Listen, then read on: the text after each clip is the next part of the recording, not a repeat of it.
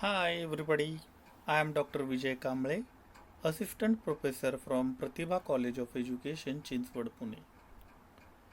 Today I am speaking on the topic educational psychology, which is related to the learning theories. In the previous lecture, we have learnt about Thorndike's trial and error learning theory and its related different laws. Today we will focus on Pavlov's classical learning theory. Ivan P. Pavlov was from the 1849 to the 1936 was a pioneer in the field of psychology, and he has given the classical conditioning theory of learning. Then the question arises, what is meant by classical conditioning? Classical conditioning is a learning process whereby an artificial stimulus is able to behave like a natural stimulus. When both natural and artificial stimuli are presented together, in this kind of learning, association plays a great role since the individual responds to an artificial stimulus because he or she associate with the natural stimulus. Then the main point of the Pavlov's classical learning theory is Pavlov's experiment with the dog. For that purpose, he has kept a hungry, tied dog to an experimental table. In this image, you can see how the Pavlov had made arrangement for the dog in the experimental table. And every time when food presented before the dog, the bell rings and then the food was given to the dog. So there was automatic secretion of saliva from the dog's mouth when dog sees the food. After several trials, the dog was given no food but bell was rung.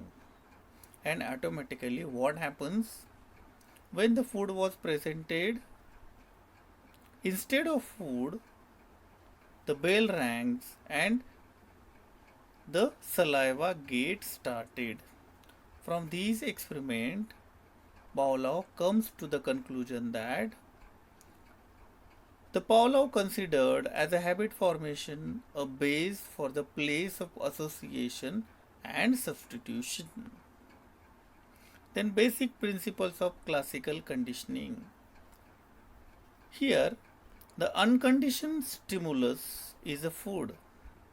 Unconditioned response was a saliva.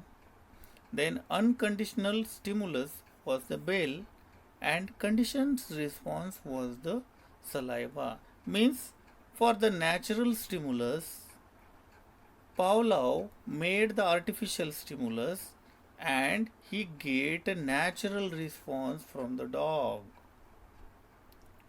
Then basic concepts of the classical conditionings. What are those? First is extension. Second is higher order conditioning. Third is stimulus discrimination. And last one, stimulus generalization. Then what are the educational implications or the application of this theory? First one is practice task effectively. Motivate students. Negative and positive responses.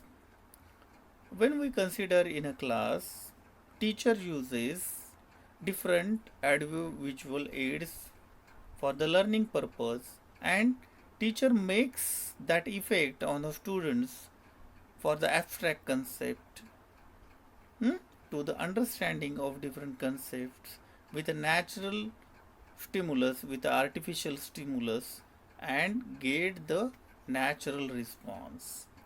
The best example of this is the when we are traveling through the road, at that time we have the signals, red signal, we have the green signal, we have the yellow signals. Means when the traffic police was not present in that position, for the color, the person stops there. This is the conditions response. In this way, today we have learnt about the Pavlov's